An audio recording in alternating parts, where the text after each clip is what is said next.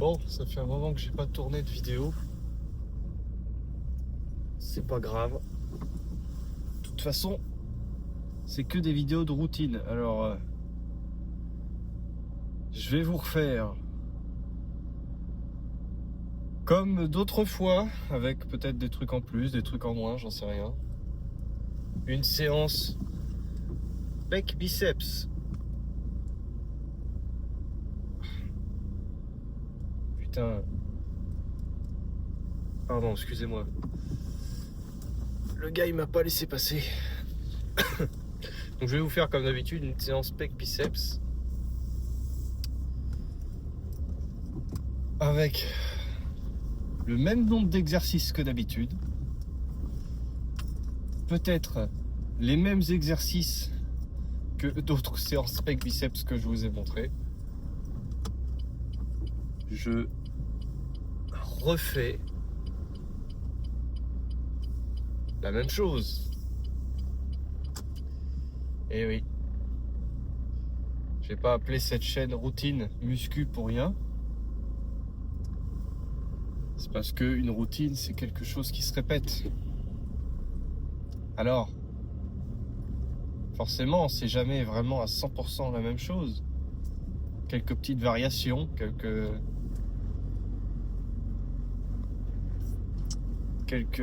variations de ce que je dis, de ce que je fais.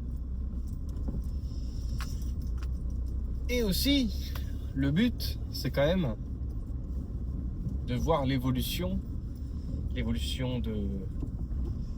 des poids que j'utilise, d'éventuellement mon physique.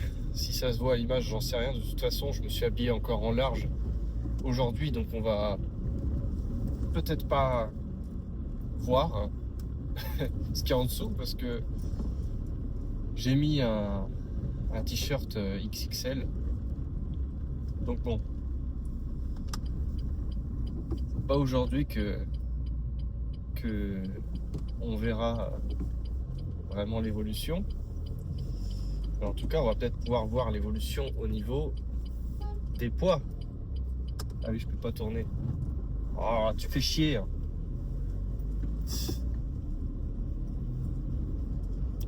Excuse-moi. J'ai tendance à tourner ici à gauche alors que j'ai pas le droit de tourner à gauche. Du coup, je me fais tout le temps klaxonner. Et je devrais même pas passer par là pour aller là où je veux aller. Je vais faire demi-tour parce que c'est pas là que je veux aller. Quoique, on a deux choix. Soit on va à la salle où il y a un bon pec deck, mais il est jamais disponible. Ou on va à la salle avec le bon développé incliné guidé, celui qui me procure de meilleures sensations, mais où le pec deck est merdique et pas disponible non plus, hein, je vais pas vous cacher, très peu disponible. Qu'est-ce qu'on fait? Le choix va se jouer là maintenant, tout de suite. Allez, on fera plus de route, mais c'est pas grave. On va aller à la salle avec le développé incliné guidé que je préfère. Et j'ai l'impression que dans cette salle-là, les machines sont plus disponibles. Même si ça reste un endroit bondé de monde la plupart du temps. Après là, on est lundi matin, les gens sont censés bosser. Et vu que moi je suis indépendant, j'ai pas les mêmes horaires que tout le monde. J'ai même pas d'horaire du tout. Sauf évidemment quand on me donne des missions à faire. Et là aujourd'hui, je vais peut-être recevoir des demandes, des choses comme ça, mais je peux y répondre de partout. Donc j'ai pas d'horaire particulier.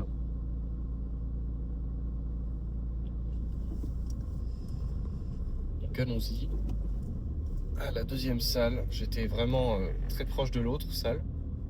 Mais finalement, on va faire le trajet inverse. C'est pas grave pour la pollution. je ferme les yeux. De toute façon, je vais pas donner mon avis là-dessus. Sinon, ça va créer un débat. Et pourquoi pas créer un débat d'ailleurs. Merde.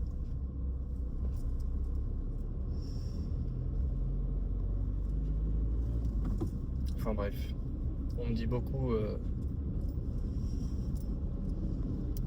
que ouais, prendre la voiture c'est polluant, machin.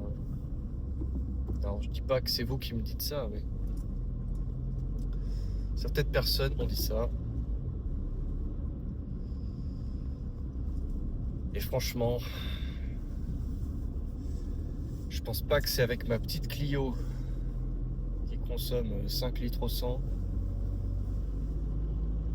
que je vais polluer par rapport à tous les avions qui volent, tout ça. Alors, il n'y a pas de petites économies ou je sais pas quoi, mais franchement, j'ai l'impression qu'on se fait bien avoir là-dessus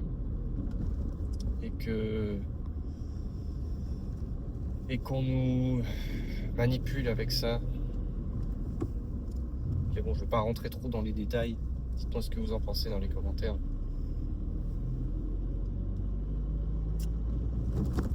Je pense c'est pas avec une voiture qu'on va polluer. Alors c'est avec toutes les voitures évidemment, hein. Chacun, c'est avec le nombre qu'on fait la pollution évidemment. Mais je pense que le pire ce sont les avions, les bateaux, ces choses qui polluent comme des milliers de voitures juste pour un trajet. Enfin bref, réflexion personnelle, je ne vais pas en dire plus. Et puis de toute façon, je suis... Qu'est-ce que vous voulez que je vous dise? Moi, à ma petite échelle, j'ai jamais pris l'avion de ma vie. Je prends toujours le train ou la voiture, donc je pense pas que j'ai quelque chose à me reprocher. Enfin bref. Et même les gens qui prennent l'avion, de toute façon, qu'est-ce qu'on y peut? C'est un moyen de locomotion qui a été inventé et qui est super pratique maintenant. Pourquoi est-ce que je parle de ça? Franchement. Bref. Je vais vous laisser avec la séance que je vais vous mettre juste après là. Je vous dis à tout de suite pendant l'entraînement. À tout de suite.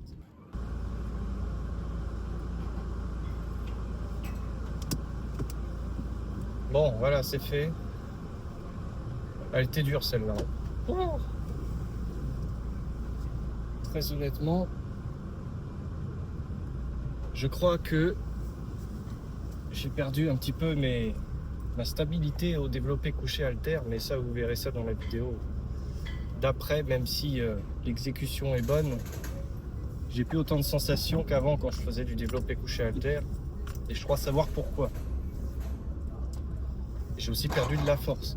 Je faisais 26 kg par main, voire 28 kg par main avant. Là, je suis rendu à 24.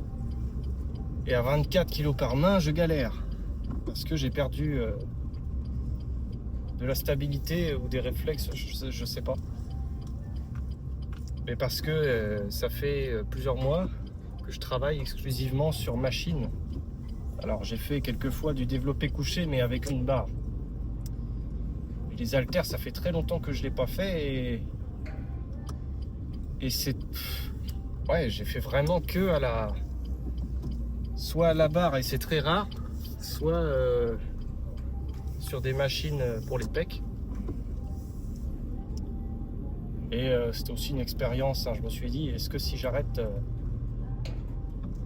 Pourtant, je connaissais la réponse. Est-ce que si j'arrête les haltères pendant un moment, est-ce que...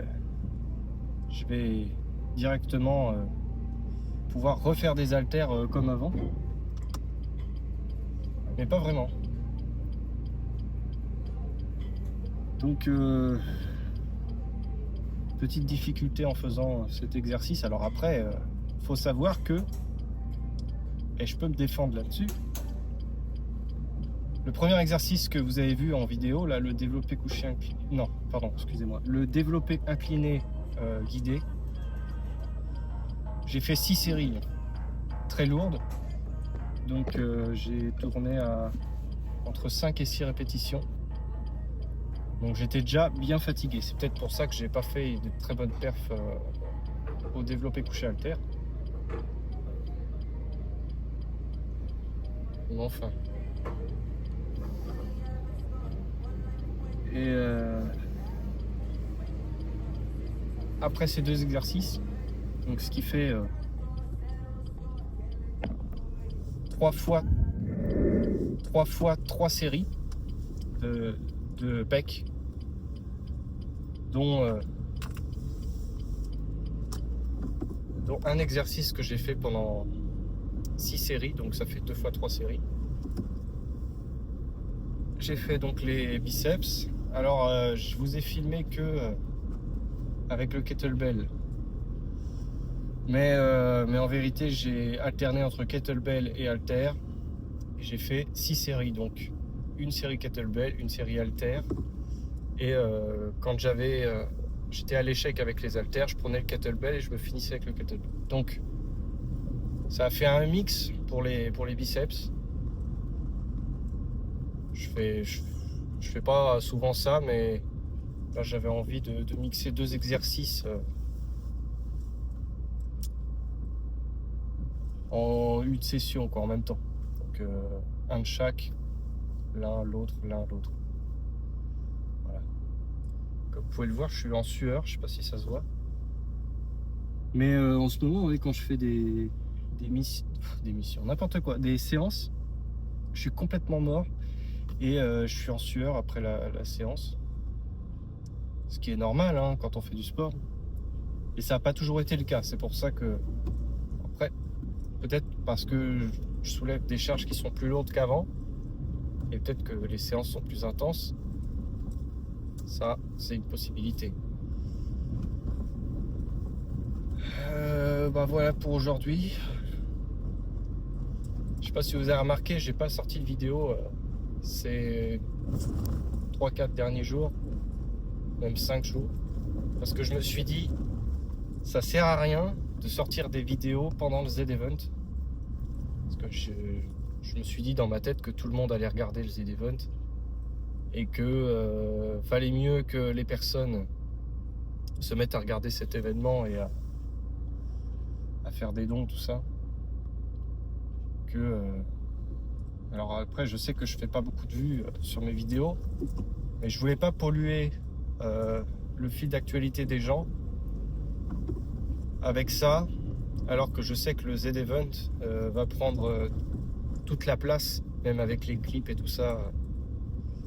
Enfin, c'est ce que j'imagine. En tout cas, mon fil d'actualité, c'est que ça. Donc j'ai préféré me taire pendant cet événement, et puis surtout j'en ai profité pour le regarder aussi. Et là je reprends les publications à un rythme normal. Donc si vous aimez les vlogs muscu, n'hésitez pas à vous abonner, j'en publie minimum 2 par semaine. Et si vous avez apprécié cette vidéo, vous savez quoi faire. Et si vous avez quelque chose à dire par rapport à ma séance ou par rapport à ce que j'ai dit dans la vidéo, n'hésitez pas à mettre un commentaire et puis je me ferai un plaisir de vous lire et de vous répondre surtout. Voilà, je vous remercie toutes et tous d'avoir visionné cette vidéo et comme d'habitude, à bientôt.